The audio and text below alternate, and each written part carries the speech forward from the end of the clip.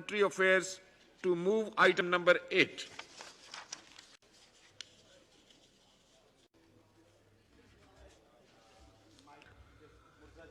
मुर्तजा जावेद साहब का माइक खुल गया है. I beg to move that the bill further to amend the Federal Employees Benevolent Fund and Group Insurance Act 1969, the Federal Employees Benevolent Fund and Group Insurance Amendment Bill 2022 be passed.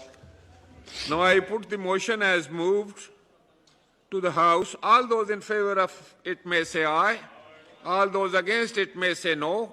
I think the ayes have it. The motion is adopted and consequently the bill is passed. Now I come to the calling attention. Now, item number 2, calling attention notice. Who would move? Mr. Muhammad Jamaluddin to move item number 2?